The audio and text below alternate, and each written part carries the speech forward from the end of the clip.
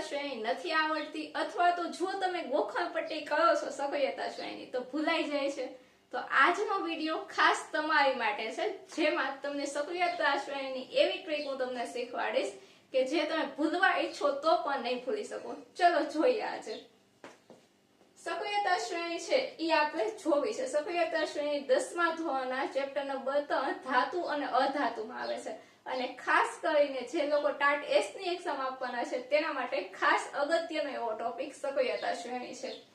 જોઈએ કેદારનાથ કા માજી આલુ જરા ફીકા પકાવે છે. આપણી ટ્રીક શું છે, ખાસ તમે 2-3 વખત બોલશો એટલે યાદ આવી જશે. કેદારનાથ કા માજી આલુ જરા ફીકા પકાવે છે. હવે જોઈએ કેવી રીતે આપણે એમાં આપણે એલિમેન્ટ બેસાડીએ. કેદારનાથ કે એટલે કે લખીએ. કે એટલે શું થાય? પોટેશિયમ. આપણે સંજ્ઞા ઉપરથી બનાવેલું છે કે એટલે કે પોટેશિયમ. ત્યારબાદ છે નાથ Na કોની સંજ્ઞા છે? તો કે સોડિયમની. ત્યારબાદ છે કા એટલે કે Ca છે સંજ્ઞા છે કેલ્શિયમની.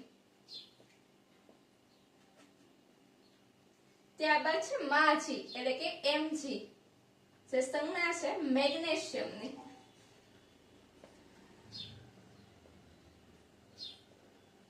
ત્યારબાદ છે આલુ એટલે કે Al જે સંજ્ઞા છે એલ્યુમિનિયમની.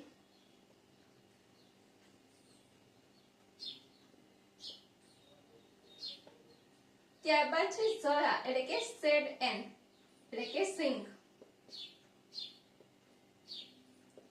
ત્યારબાદ ફીકા એટલે કે Fe જે સંજ્ઞા છે આયર્ન.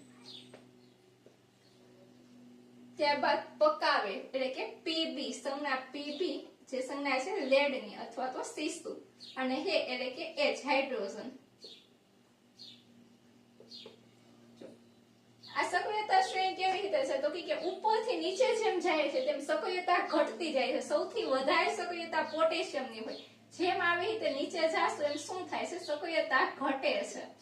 એ યાદ રાખવાનું છે. અને ત્યારબાદ હાઇડ્રોજનની નીચે પણ અમુક તત્વો આવેલા હોય છે. હાઇડ્રોજનથી નીચેની જે સક્રિયતા ધરાવતા તત્વો છે એની માટે અલગ આપણે થોડુંક લીધેલું છે, જેનું સૂત્ર છે છાપા, જેને આપણે શું કહેશું? છાપા.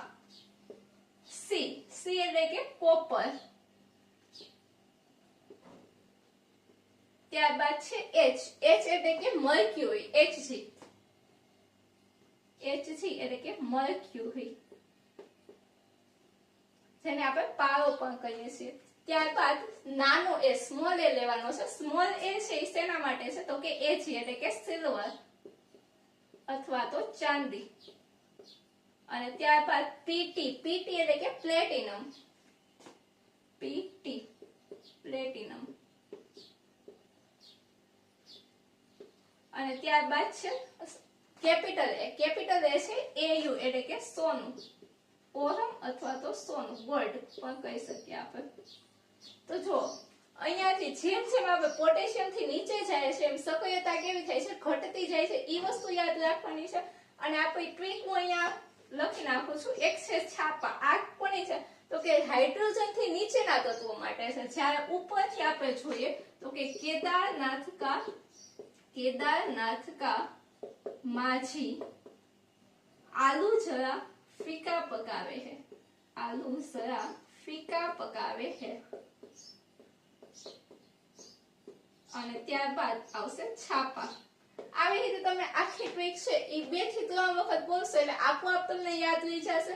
અને એ પ્રમાણે તમે સંજ્ઞા અને પછી એના નામ બંને ગોઠવતા જશો એટલે આપોઆપ તમને સક્રિયતા શ્રેણી આખી આવડી જશે. ચલો આજનો વિડીયો અહીં સુધી જ છે. તમને આ ટ્રીક કેવી લાગી તે જરૂરથી કમેન્ટમાં જણાવજો. અને જો તમારે આવી જ અન્ય બધી બાબતોની નાની નાની ટ્રીકો જાણવી હોય તો અમારી ચેનલ નિધિ સ્ટડી પોઈન્ટને સબસ્ક્રાઇબ કરો. અને જો તમને આ વિડીયો ગમ્યો હોય તો તમારા બધા મિત્રો સુધી આ વિડીયોને શેર કરો અને વિડીયોને લાઈક કરો. Thank you so much. ફરી મળીશું આવી જ કોઈક નવી ટ્રીક સાથે.